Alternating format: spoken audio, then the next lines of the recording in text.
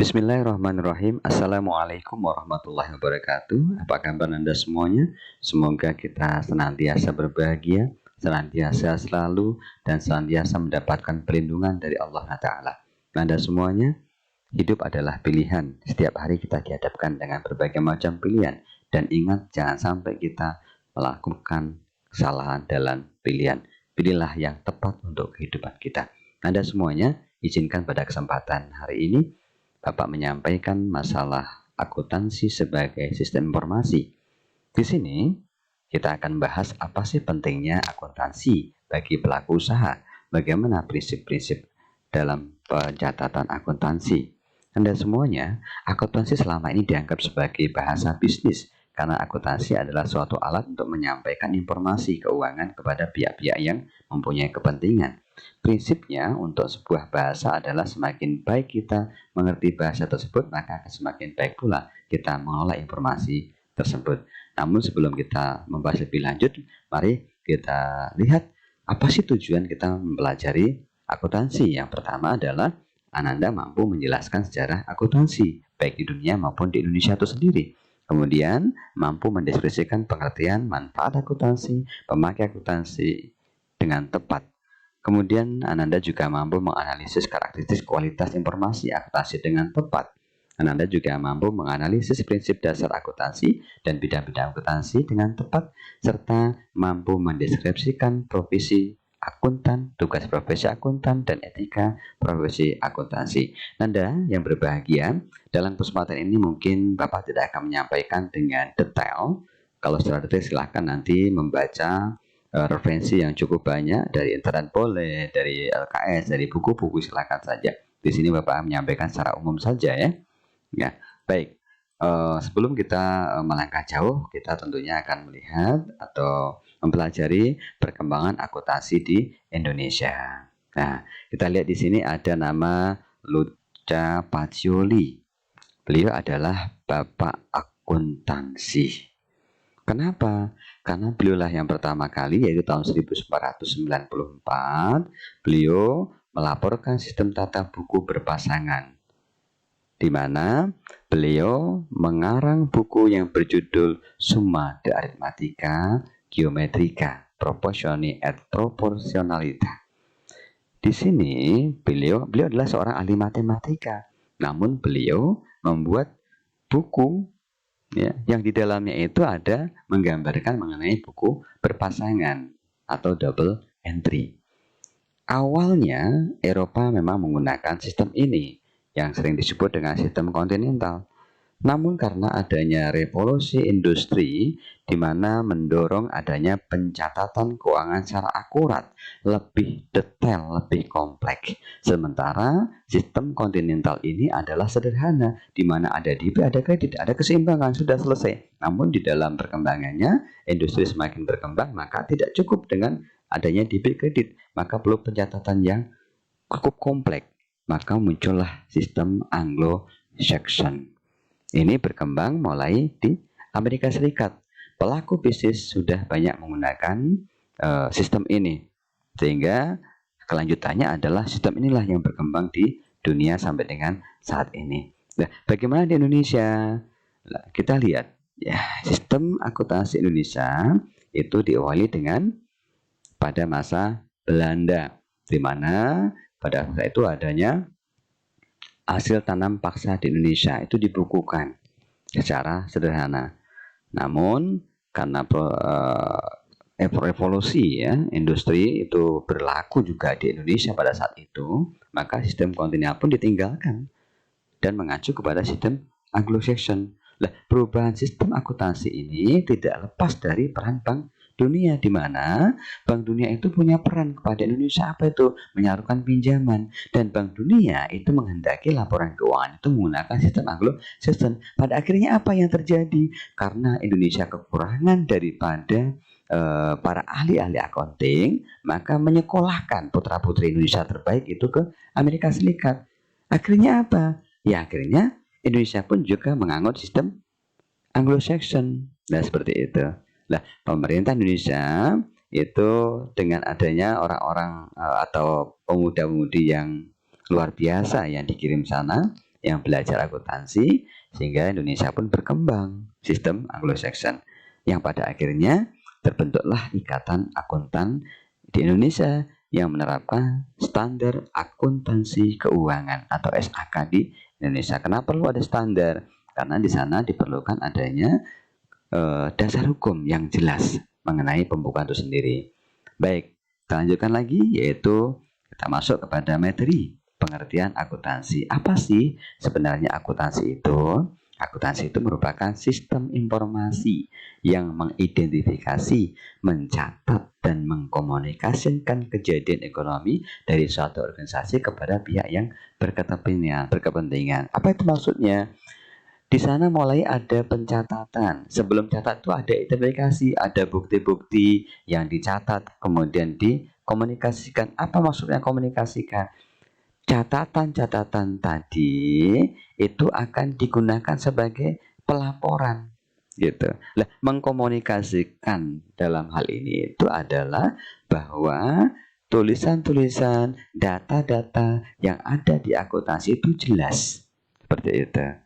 Nah, manfaatnya apa sih dengan akuntansi ini? Yaitu bisa memperoleh informasi keuangan perusahaan yang akurat. Untuk apa? Untuk bisa mengambil keputusan yang tepat oleh si pemilik perusahaan ataupun manajemen.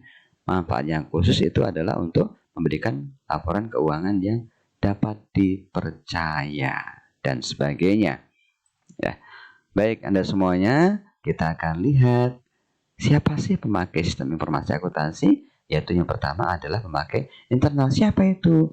Yaitu adalah para manajer, para direktur. Kenapa dia disebut pemakai internal? Karena dia yang merencanakan. Mereka lah yang mengorganisasikan, mengarahkan, mengendalikan. Mereka yang membuat. Mereka yang memikirkan perusahaan, gitu ya. Sedangkan yang kedua adalah memakai eksternal. Itu ada kreditur, yaitu pihak yang memberikan kredit. Ada pemerintah, ada investor, ada pemasok, ya. Ada pemilik, pemegang saham, karyawan maupun masyarakat.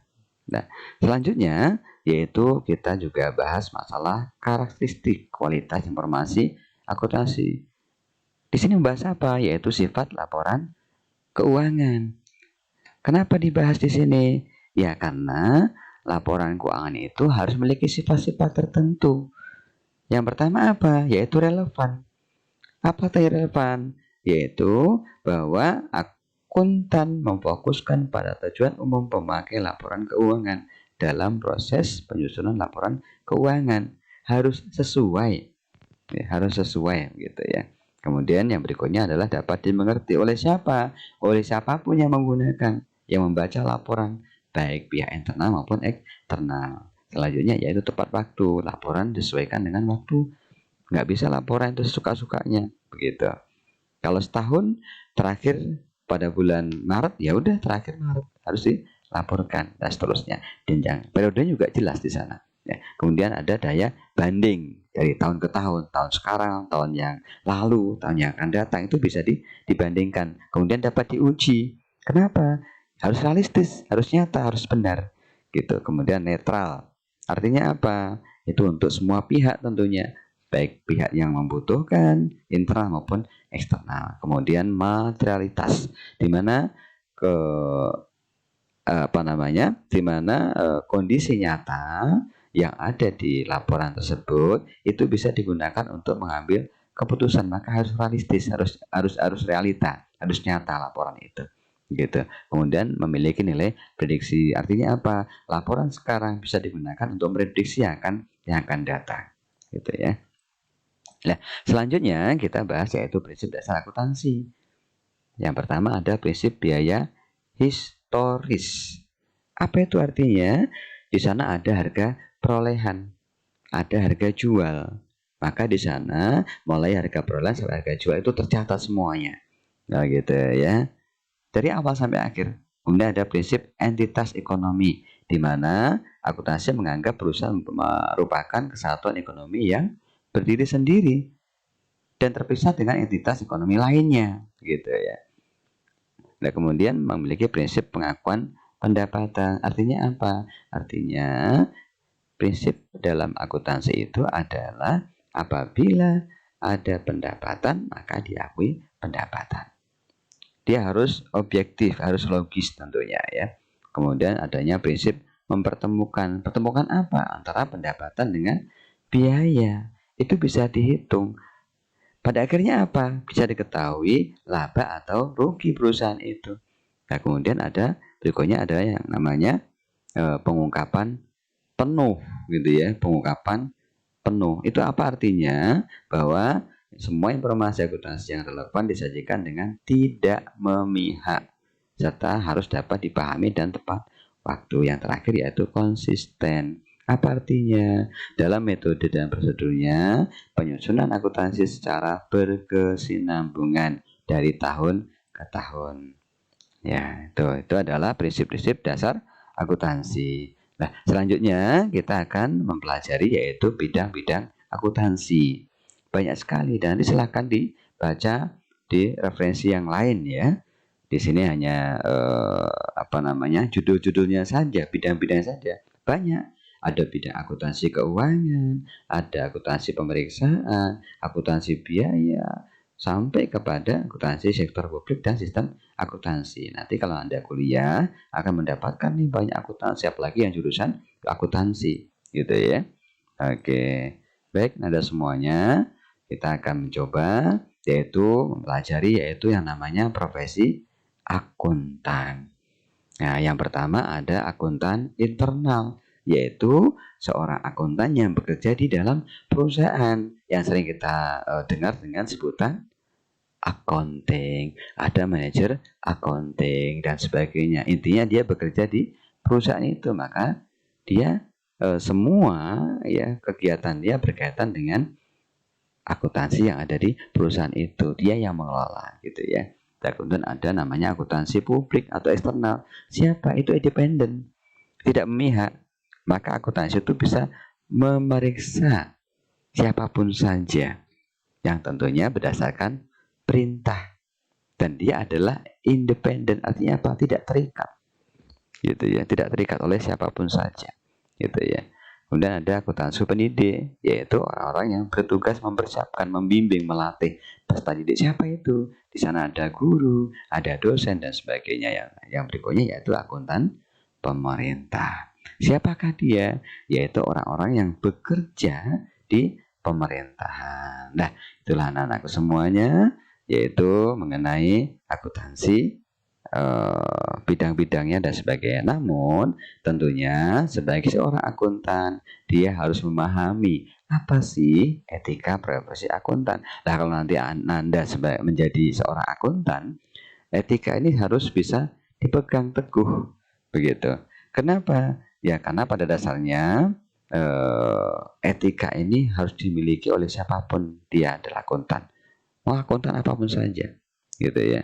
Apa itu prinsip etikanya? Yang pertama adalah integritas. Jadi setiap akuntan harus selalu mempertahankan nama baik profesinya. Jangan sampai mau disogok, disuap. Ya. Naudzubillah min dzalik ya. Kemudian yang kedua adalah objektivitas. Harus mampu mempertahankan integritas melaksanakan tugasnya. Akuntan harus memiliki objektivitas, akan bertindak adil dengan dan mengabaikan tekanan dari pihak manapun saja, gitu ya. Harus objektif, gitu ya. Kemudian ada yang ketiga adalah kompetensi dan kehati-hatian profesional. Setiap akuntan harus melaksanakan jasa profesinya dengan hati-hati. Kemudian kerahasiaan, harus sanggup menjaga kerahasiaan akuntan. Yang terakhir adalah berperilaku profesional, harus memiliki kemampuan yang hebat di bidang akuntansi. Kalau nggak punya profesional, maka dia akan memberikan laporan yang tidak tepat. Tapi kalau dia punya kemampuan profesi bidangnya, maka insya Allah akan bagus dalam pembuatan laporan. Demikian semuanya di dalam pembelajaran masalah pengantar akuntansi. Mudah-mudahan bermanfaat. Dan sedikit pembelajaran melalui video ini mudah-mudahan bisa bermanfaat dan memberikan inspirasi bagi semuanya. Terima kasih dan mohon maaf. Bapak akhiri. Assalamualaikum warahmatullahi wabarakatuh.